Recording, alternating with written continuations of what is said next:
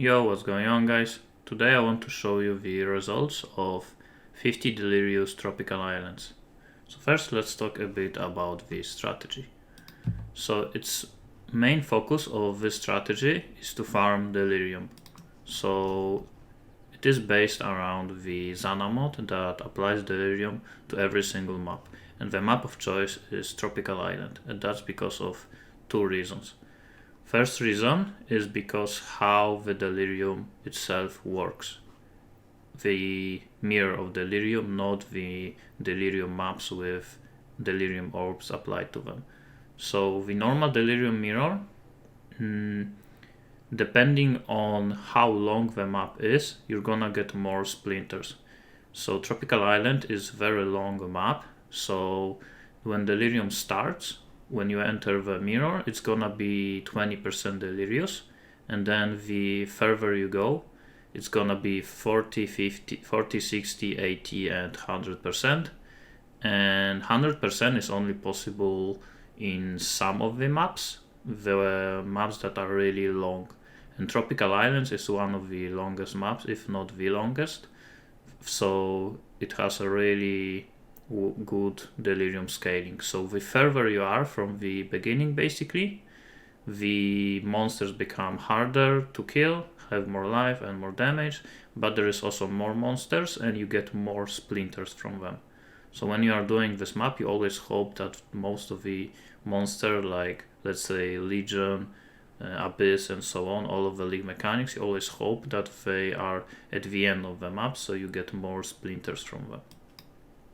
And the second reason is that because Tropical Island is in Tyrion's End.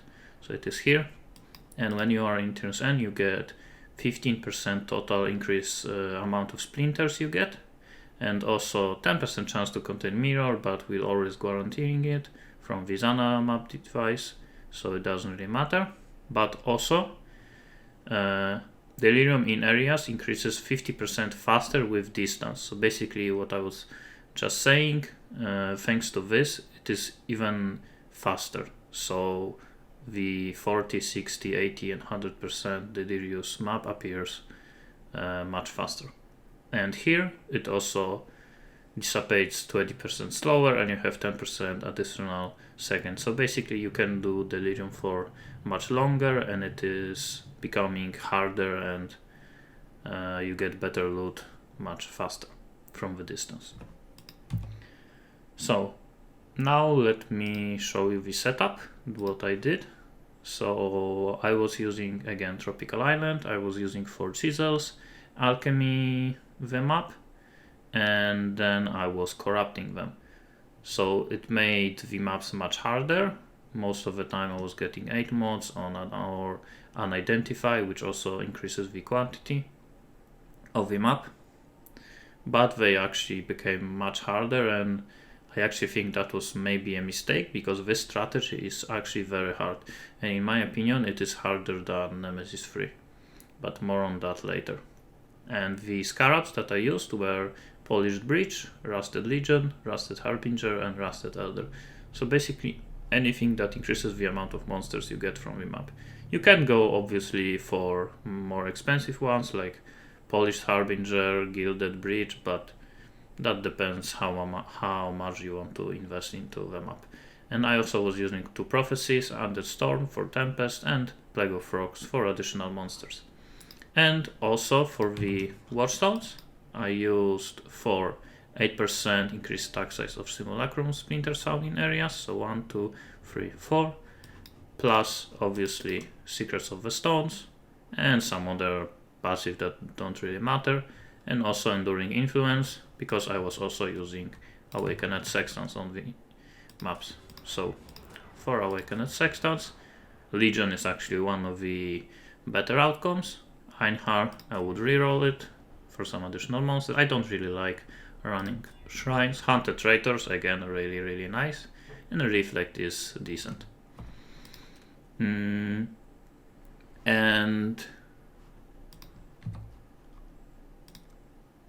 the last thing I forgot to mention is the Einhar. So I actually did run out of Alva missions when I was doing my other strategies, And most of the time when you are doing this strategy, Alva is actually the best, so you would want to use Alva, but because I didn't have them, I decided to go for Einhar. And Einhar is actually pretty decent in this zone, so you get a little bit more Einhar missions on competition, but you also get the chance that the red beast will appear in pairs and yellow beast will be replaced with red beast. So basically just more red beast. And sometimes you have a 10% chance that you will get a lot of beasts. So basically when this proc, you get around 30 beasts in map, and that's really, really insane. So now let me show you the example. So again, most of the time you would go for Alva, and it is actually much better in my opinion, but if you don't have that many of Alva missions, Einhar is still decent. So again, I went for the Einhar. Okay, let me show you the example map. So again, I think this strategy is really hard, and it's also very bad for performance because of the Delirium. It makes map lags and FPS drops happen much more often, especially at the end. So as you can see here, I am basically one-shotting everything. The map is not that hard. I'm not really having any issues. But you're gonna see once the Delirium becomes Delirium fogs become more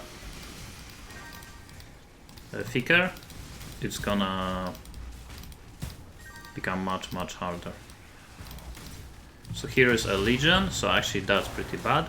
You always want the league mechanics to happen later, because again, the further away you are from the beginning of the map, the more splinters you're gonna get from the map. But also, the map is much harder later on. Again, the Delirium is basically 100%.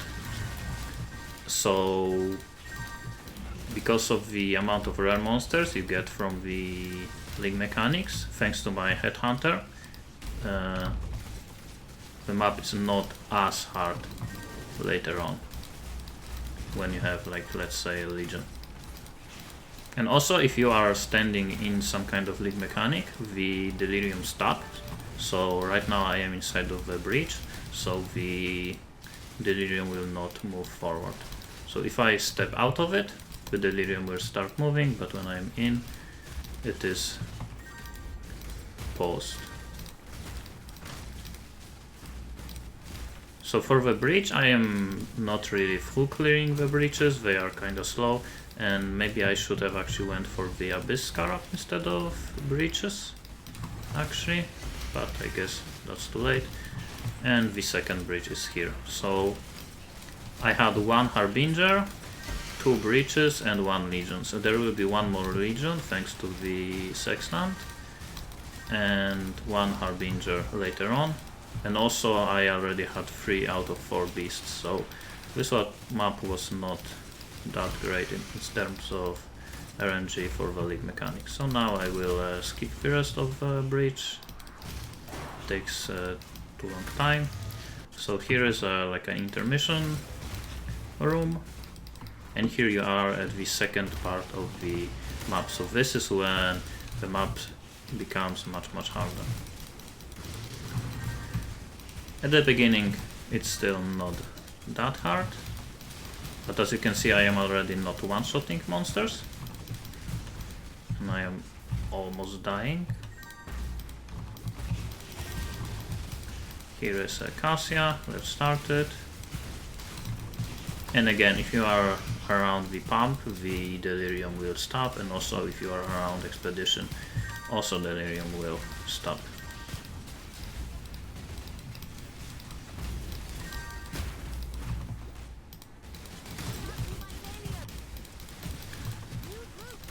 So it's gonna take a bit of time. And for the Expedition, I didn't really care about the Expedition rewards, I just went for the amount of monsters, just so I can drop even more simulacrum splinters.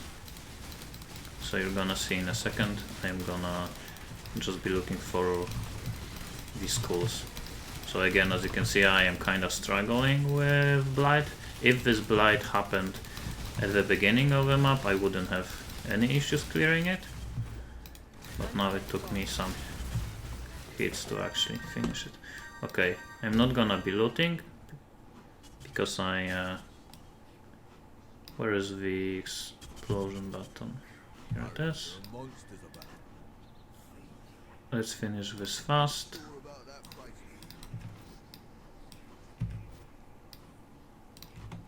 So again, I am just looking for the monsters. Here is some of them.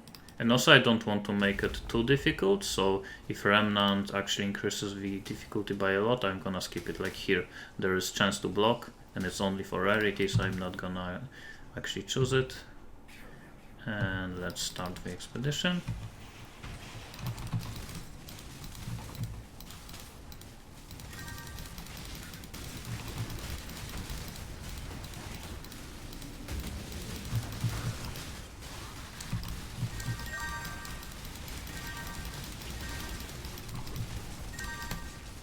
So expedition happening like at the beginning of the second stage of the map is actually pretty nice. If it happens later, it is actually really hard, and if it happens in first stage of the map, it's not the best, obviously, because you will get less splinters.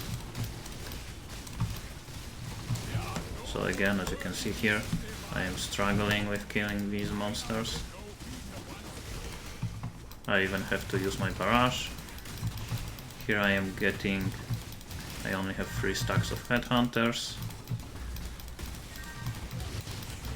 And also, if you're gonna see that the fog is catching on, you should just rush to the boss, because the boss drops the most amount of splinters, so you really want to kill boss every single time. So now let's try to kill the boss. Let's hope I'm not gonna die. Okay, it actually was surprisingly easy. Most of the time I was struggling much more, and I actually did fail like 1 or 2 maps, and very often I would lose my delirium like in the middle of this area. So I would be losing a lot of splinters. Okay, so now let's loot the rest of the map. Maybe let's clear it a little bit, just the remaining monsters. And also it's important to run over these cocoons and eggs, just to get some additional monsters. As you can see, I died. And another important part is using the cast on death portal combo. So this way, when I die, I'm gonna appear at the same spot.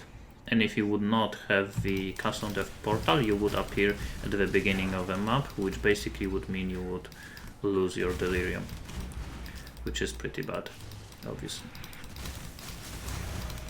Okay, so delirium is disappearing.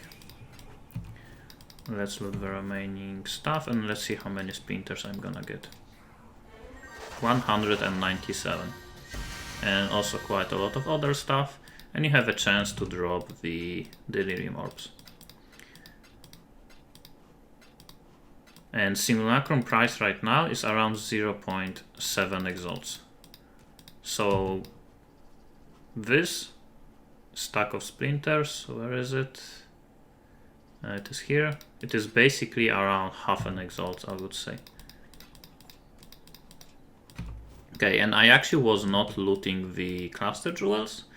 I believe you can get some cluster jewels bases that are decently expensive, like 10 to 50C, but I am, to be honest, just too lazy price checking them. So if you want some additional profit, you probably should be picking them up, but I am just too lazy and I really don't want to do it. And there isn't really that many of them that are expensive. Okay, so now let's go back to town, and I'm gonna show you the results. So here are my 2 tabs. So this is the wars tab. Here is just some random items, essences, fossils, contracts, and quite a lot of maps, as you can see. And here is the more important one, which is all of the currency, all of the delirium orbs that I dropped, the simulacrums, and I got 26 simulacrums. and all of the expensive beasts. So I got one Pharik Tiger Alpha, which is the beast for the Tiger boss. A few like a crafting ones. Here's also Sakavin boss. Here are the Sakavin Cobra, another like a crafting ones. I think all of these beasts are around 20C. And I actually got 3 split beasts. So Phenumal Plagued Arachnid. Each one of them is around half an exalt. And I did drop 5 exalts in total. And I got quite a lot of the expedition loot. Okay, so let's look at the spreadsheet. So here is all of the cost. So the Tropical Islands cost 5C per map. Rusted Harbinger, Elder, and Breach are quite cheap. This is why I went for them. Obviously, if you want, you can invest more. And the only expensive one was Rusted Legion. Delirium Zanamot, 16C per one. And I used around 80 Awakened Sextants. And also, I actually used, it should be 0.7. Okay, I used 50 Valors and 50 Alchemy plus Chisels plus like re-rolling the maps. So in total I did lose around 14 exalts, and it took me 9 hours to do all of these maps. And in beasts I got a little bit less than 500C from simulacrum splinters, and well, from simulacrums I got 3000 chaos, and delirium orb 660, and all of the other loot is a little bit less than 5000 chaos. So in total I made 9000 chaos. So profit, so revenue minus cost, is 6700, which is a little bit less than 40 exalts.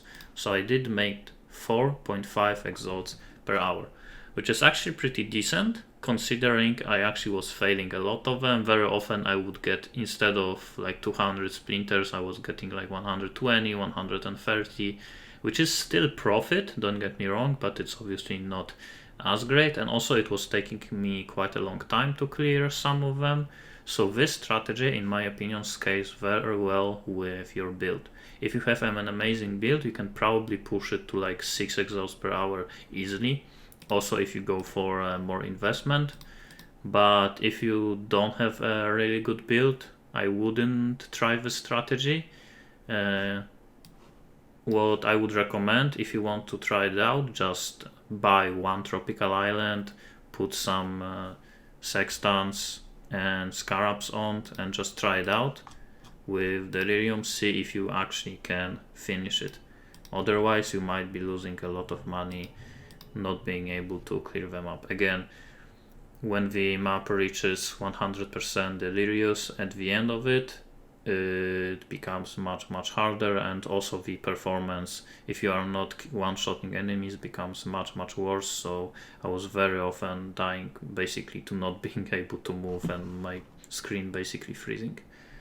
And this wasn't really showcased that well during the map that I showed you, but if you want to, you can see at my Twitch channel the VOD. My Twitch channel is ZenM, and you can see over there when I was doing this test. So that's gonna be it for this video. Thanks for watching, and see you next time.